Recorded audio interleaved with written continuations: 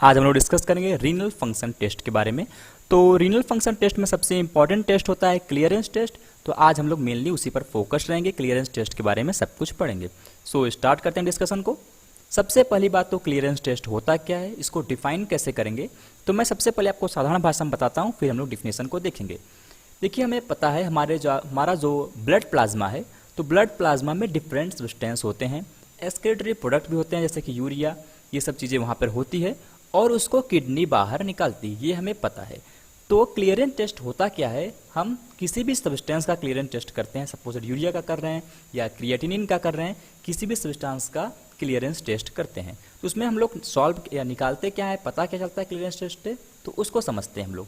देखिए, हमारी किडनी काम कर रही है, वह प्लाज्मा से सब्सटेंस को बाहर निकाल रही है। तो क्लियरेंस टेस्ट को ऐसे डिफाइन करते हैं कि कितने अमाउंट का प्लाज्मा, जैसे मान लीजिए कितने ml का प्लाज्मा या प्लाज्मा का कितना वॉल्यूम किसी भी सब्सटेंस द्वारा क्लियर कर दिया जाता है। सपोज दैट देखिए, प्लाज्मा में यूरिया प्रेजेंट है, तो किडनी 1 मिनट में कितने प्लाज्मा का यूरिया बाहर निकाल कर फेंक देती है। सिंपल सा डिफिनेशन, किडनी 1 मिनट में कितने प्लाज्मा का सब्सटेंस बाहर निकाल कर फेंक देती है, उसी को बोलते हैं क्लियरेंस वैल्यू। तो डिफाइन कैसे करेंगे, volume of plasma that would be completely cleared of any particular substance in a minute. Volume of plasma that would be completely cleared of any particular substance in the minute. तो ये हो गया उसका definition. इसको formula से represent करते हैं, इसको सी से रिप्रेजेंट भी करते हैं। क्लियरेंस को सी से रिप्रेजेंट करते हैं, उसका फॉर्मूला होता है U cross V by P. क्या होता है, U cross V by P. अभी मैं आपको समझाता हूँ कि यह U cross V by P होता क्या है, इसकी वैल्यू क्या होती है, यह फॉर्मूला रियल में आया कैसे, हम लोग उसको समझते हैं। तो सबसे पहली बात तो क्या होता है कि अज्यूम कीजिए आप, सपोज दैट कि देखिए किडनी जो भी फॉर्म कर रही है, जो भी चीज़ एक्सक्रीट कर रही है, वह यूरिन के फॉर्म में ही कर रही होगी। तो सपोज दैट कि वह 1 ml यूरिन बना रही है। सपोज दैट हमारी किडनी 1 ml यूरिन बनाई, तो अगर किसी भी सब्सटेंस का क्लियरेंस वैल्यू निकालना है, सपोज दैट वो सब्सटेंस कोई भी ए बी है, कोई भी XYZ कोई भी सब्सटेंस है, उसका क्लियरेंस वैल्यू हमें निकालना है। तो हम ऐसे समझेंगे कि सपोज दैट कि 1 ml यूरिन में n अमाउंट ऑफ वो सब्सटेंस रिलीज हो जा रहा है।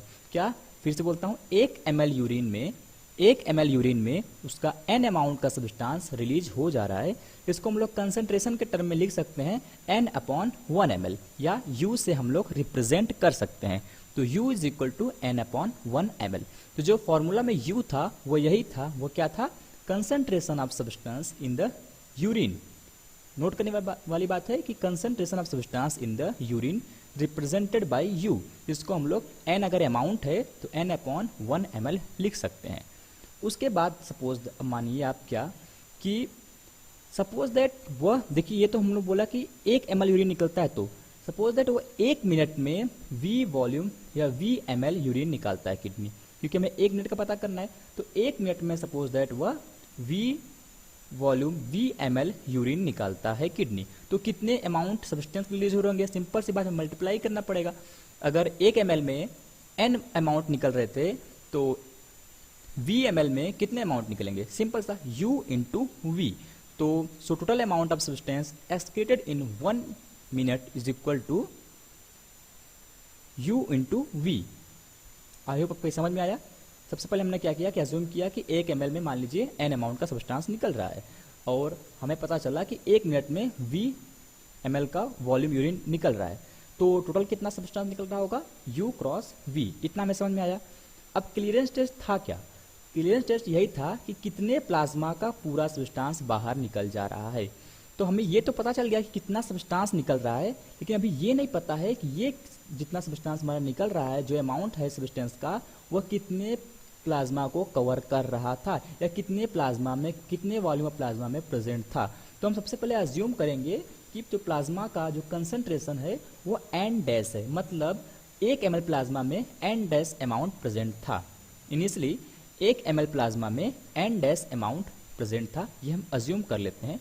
तो यहाँ भी हम लिख सकते हैं कि जो कंसंट्रेशन है, मतलब प्लाज्मा में उस सब्सटेंस का कंसंट्रेशन सपोज दैट P है।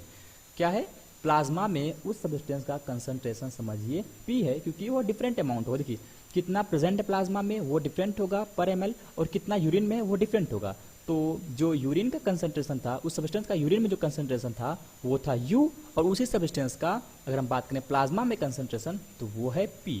कंसंट्रेशन का मतलब होता है कि कितना अमाउंट 1 ml में 1 ml में प्रेजेंट है, तो वह है P। अब देखिए अगर n अमाउंट 1 ml में प्रेजेंट है तो x अमाउंट कितना में प्रेजेंट होगा, बस यहाँ सोचने की बात है। अगर n अमाउंट 1 ml में प्रेजेंट है तो x अमाउंट कितने प्रेजेंट होगा, उसके लिए हमें क्या करना पड़ेगा, x डिवाइड बाई n करना पड़ेगा, n डैश करना पड़ेगा, क्योंकि n डैश 1 ml में था, 1 ml प्लाज्मा में था। सब देखिए n डैश 1 ml प्लाज्मा में था तो x कितने प्लाज्मा में होगा, उसके लिए पहले हमें देखना पड़ेगा क्या कि x बाई n डैश करना पड़ेगा, ये इंटू 1 ml। देखिए ये वाला चीज़ कि x by n dash into 1 ml करेंगे तो हमें मालूम चल जाएगा कि x अमाउंट ऑफ सब्सटेंस कितने ml प्लाज्मा में प्रेजेंट होगा। ये बेसिक मैथ है, यूनिटरी है, सिंपल सा है। तो इसको देखिए हम लोग ये भी लिख सकते हैं, x को यहीं रखिए, इस 1 को नीचे ले जाइए, तो इसको लिख सकते हैं x upon n dash by 1 ml।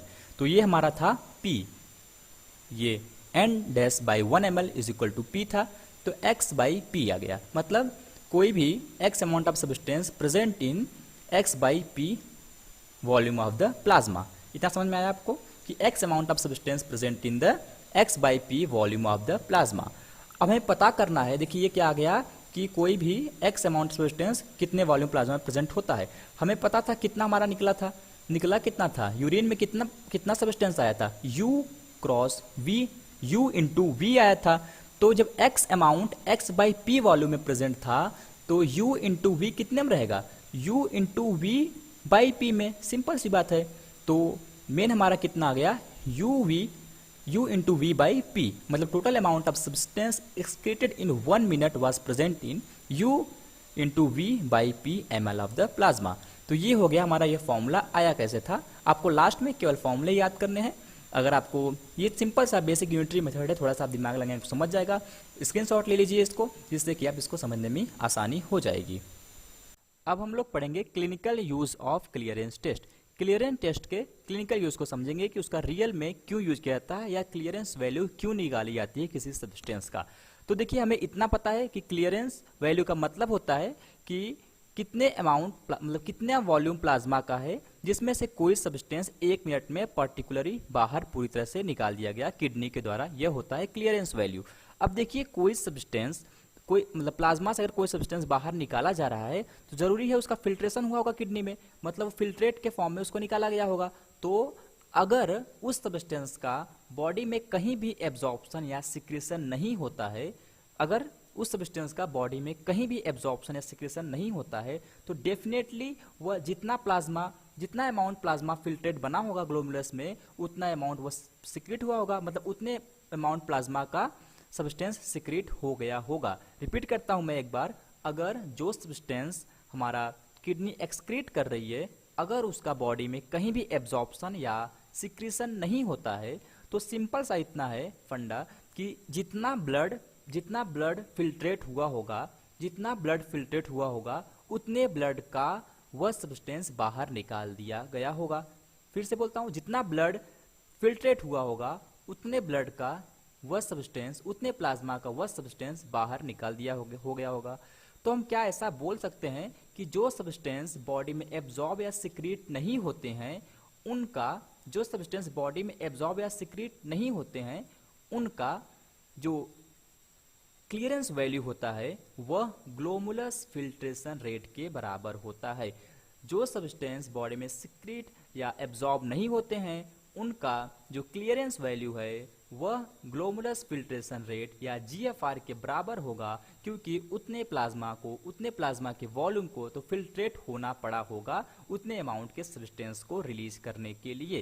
तो देखिए यही हमारा मेन यूज होता है क्लियरेंस टेस्ट का, कि हम इनडायरेक्टली किसी भी सब्सटेंस का क्लियरेंस वैल्यू निकाल करके हम GFR पता कर सकते हैं। अगर GFR पता चल जाएगा तो हम क्लिनिकली डायग्नोसिस कर सकते हैं कि किडनी में कोई प्रॉब्लम है कि नहीं। तो देखते हैं उसको। Clearance test of a substance which is freely filtrated by glomerulus and is neither absorbed nor secreted in the tubules is equal to the glomerulus filtration rate। तो आई होप इतना आपको समझ में आया।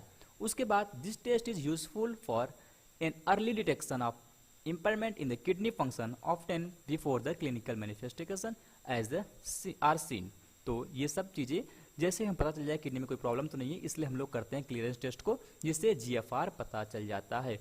तो आई होप आपको इतना समझ में आया। लेकिन वो सब्सटेंस ऐसा होना चाहिए जो बॉडी उसको एब्जॉर्ब ना करती हो, या नेफ्रॉन में या नेफ्रॉन के पार्ट में कहीं उसमें सिक्रीट न किया जा सके, इससे बढ़ाया ना जा सके, तो एग्जैक्ट वैल्यू आती है। और वह सब्सटेंस है एक इन्यूलिन।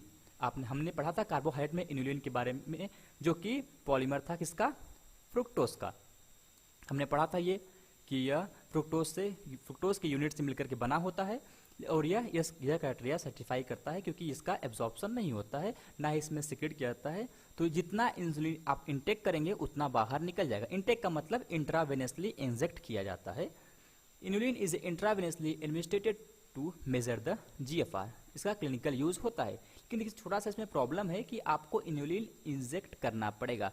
अगर सोचिए अगर कोई ऐसा चीज है जो बॉडी में फॉर्म हो रही है ऑलरेडी, हालांकि थोड़ा बहुत देखिए एब्जॉर्ब हो सकती है, थोड़ा बहुत सिक्रीट हो सकती है, लेकिन अगर अप्रॉक्स वैल्यू भी दे दे GFR का, लेकिन वो बॉडी में ही मिल रहा है, हमें बाहर से उसको एडमिनिस्ट्रेट ना करना पड़े, तो हम लोग उसका भी यूज ले सकते हैं। हालांकि थोड़ा ऊपर नीचे होगा वैल्यू, तो हम लोग उसको समझ जाएंगे, उसको मैनेज कर लेंगे। तो वह सब्सटेंस कुछ ऐसे होते हैं, जैसे कि क्रिएटिनिन की बात कर लें, यूरिया की बात कर लें, तो ये सब्सटेंस भी हमारे बॉडी में प्रेजेंट होते हैं, मतलब ये भी एक्सक्रीटरी प्रोडक्ट ही हैं, ये भी बाहर निकलते हैं। तो अगर इनका हम लोग क्लियरेंस वैल्यू निकाल दे, तो आप GFR के लमसम वैल्यू पता कर सकते हैं, मतलब इनको भी एक क्राइटेरिया सेट कर सकते हैं, जिससे कि हमें GFR का बारे में पता चल जाएगा, और बाहर से कुछ इन्यूलिन इंजेक्ट भी नहीं करना पड़ेगा, एडमिनिस्ट्रेट भी नहीं करना पड़ेगा। तो वो है क्लियरेंस टेस्ट ऑफ क्रिएटिनिन। हालांकि ये थोड़ा CFR लिखा है, लेकिन GFR से थोड़ा मार्जिनली हायर होता है, क्योंकि यह ट्यूबुल्स इसको सिक्रेट करती है। मतलब कौन सी ट्यूबुल, PCT DCT, यहाँ से सिक्रेट होता है, इसलिए इसका वैल्यू थोड़ा सा हाई होता है। हालांकि लेकिन हम लोग क्लिनिकल प्रैक्टिस में इसको यूज कर सकते हैं। फिर बात करते हैं क्लियरेंस टेस्ट ऑफ यूरिया। इसका वैल्यू थोड़ा सा कम होता है, थोड़ा नहीं बहुत ज़्यादा है, 75 ml पर मिनट होता है इसका, जो कि GFR से कम है, क्योंकि यहाँ ट्यूबुल्स में इसका रीएब्जॉर्प्शन होता है। हम लोग clearance test of creatinine, clearance test of urea, इसको सेपरेटली बहुत अच्छे से पढ़ेंगे, क्योंकि ये बहुत इंपॉर्टेंट होता है। अभी तो ये केवल इंट्रोडक्शन पार्ट था क्लियरेंस टेस्ट का। तो आई होप आपको यह समझ में आया होगा। उसके बाद हम लोग कुछ चीज़ें और देखते हैं, जैसे clearance test of the diodrast and the para amino hippuric acid, मतलब PAH, ये क्या होता है उसको समझते हैं। तो जो डायोड्रेट्स है वो क्या होता है, उसको हम लोग यूज करते हैं किसमें, यूरिनरी ट्रैक्ट के एक्सरे को निकालने के लिए as a contrast medium use करते हैं। क्यों करते हैं, देखिए सेम ये भी उसी तरह है, क्योंकि इसके वॉल्यूम को आप पता कर निकाल सकते हैं डायरेक्टली, क्योंकि यह भी एब्जॉर्ब या सिक्रेट नहीं होती है, जो को entirely secreted by the single passage of the blood through the kidney. इसमें मोस्ट इंपॉर्टेंट थिंग क्या है कि जो डायोड्रेट्स या PAH होते हैं, वह एक फ्लो में, मतलब अगर एक बार हमारा हार्ट से ब्लड चला किडनी के थ्रू, तो एक फ्लो में ही बाहर कर दिए जाते हैं, मतलब थोड़ा भी टाइम नहीं लेते हैं बाहर करने में। मतलब ये तुरंत एक बार अगर पास कर रहा है, एक बार में कितना वॉल्यूम पास करता है ब्लड का, अप्रॉक्स 1200 ml। तो यह मतलब इनका क्लियरेंस वैल्यू भी 1200 ml है ब्लड की रिस्पेक्ट में बात करें तो ये एक बार में ही पूरी की पूरी प्लाज्मा फिल्ट, पूरे की पूरा ब्लड में जितने भी 5 लीटर ब्लड में जितने भी प्रेजेंट हो, मतलब एक यूनिट में जितने भी प्रेजेंट हो 1200 ml में जितने भी PAH या डायोड्रेट्स प्रेजेंट हो, पूरे के पूरे बाहर कर दिए जाते हैं। तो इनका क्लियरेंस वैल्यू काफी हाई होता है। इनका यूज क्या होता है, देखिए जो डायोड्रेट्स है उसका यूज तो होता है as a contrast medium for urinary tract X-ray, लेकिन जो PAH होता है उससे हम लोग रीनल प्लाज्मा फ्लो पता करते हैं। मैं रिपीट करता हूँ फिर से, क्यों पता करते हैं। देखिए मैंने बोला कि एक बार में हार्ट से किडनी के पास जितना भी ब्लड गया, एक बार में वो उसका पूरा का पूरा PAH बाहर निकाल दिया जाता है। तो मतलब जो PAH के क्लियरेंस की वैल्यू है वह कितना किडनी के पास ब्लड जा रहा है उसके बराबर होगी। तो इसीलिए हम लोग PAH का क्लियरेंस निकाल करके रीनल प्लाज्मा फ्लो को निकाल सकते हैं। यह उसका एक यूज हो गया PAH और डायोड्रेट्स का। इन लोग का काफी हाई होता है क्लियरेंस, अप्रॉक्स 1200 ml अगर ब्लड की बात करें तो PAH का होता है। तो आई होप आपको यह समझ में आ गया होगा कि किस तरह से हम लोग रीनल प्लाज्मा फ्लो को निकालते हैं। उसके बाद हम लोग पढ़ेंगे क्रिएटिनिन क्लियरेंस टेस्ट, लेकिन इसको पढ़ेंगे नेक्स्ट वीडियो में। So thanks for watching the video, मिलते हैं नेक्स्ट वीडियो में।